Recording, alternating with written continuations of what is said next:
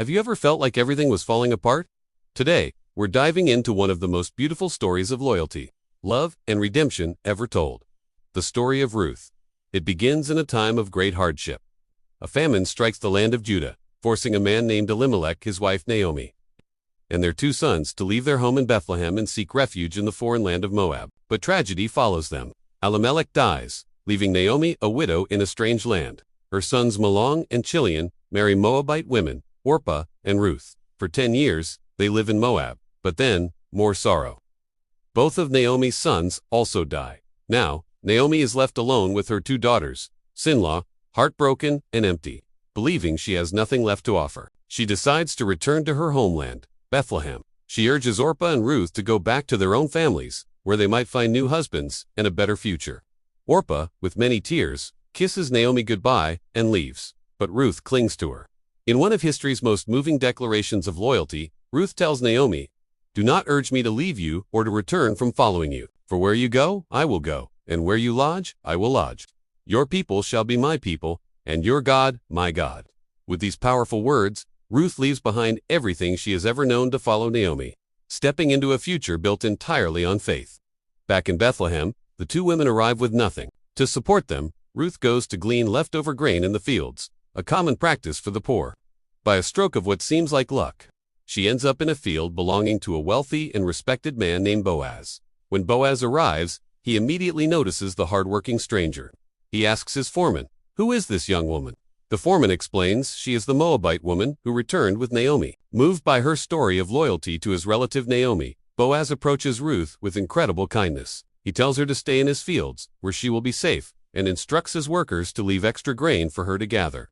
He even invites her to share their meal. Ruth is overwhelmed by his generosity. That evening, she returns to Naomi with an abundance of grain and tells her everything. Naomi's hope is rekindled. She recognizes Boaz's name and exclaims, "He is one of our kinsmen redeemers." This meant Boaz was a close relative who had the right and responsibility to rescue them from their plight by marrying Ruth and preserving the family line. Naomi, seeing a path forward, devises a bold plan. She instructs Ruth to go to the threshing floor where Boaz will be sleeping after the harvest celebration. Following ancient customs, she tells Ruth to uncover his feet and lie down. This was a symbolic act, a humble and daring request for protection in marriage under the law of the kinsman redeemer. In the middle of the night, Boaz awakens, startled to find a woman at his feet. "Who are you?" he asks. Ruth replies, "I am Ruth, your servant. Spread your cloak over me, for you are a kinsman redeemer." Boaz is deeply touched by her character and her choice to seek refuge with him rather than younger men. He praises her virtue and promises to do what she asks. However, there's a problem. Another relative is an even closer kinsman than he is.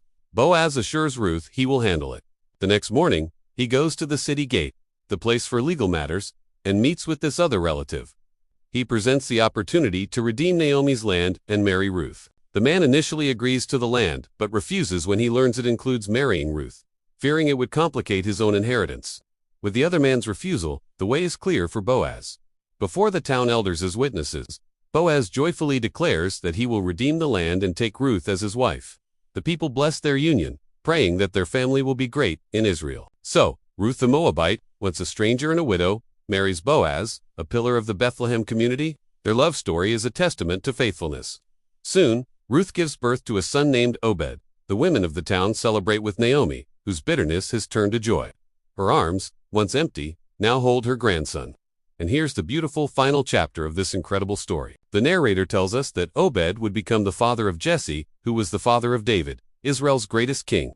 This means that Ruth, a woman from a foreign land who chose loyalty and faith in the face of despair, became an ancestor of King David and, generations later, of Jesus himself. Ruth's story shows us that no matter how dark our circumstances seem, acts of loyalty, kindness, and faith can lead to unimaginable blessings and a place in a story far greater than our own. Thank you so much for watching. If this story inspired you, please hit that like button, subscribe for more content, and share your thoughts in the comments below. See you next time.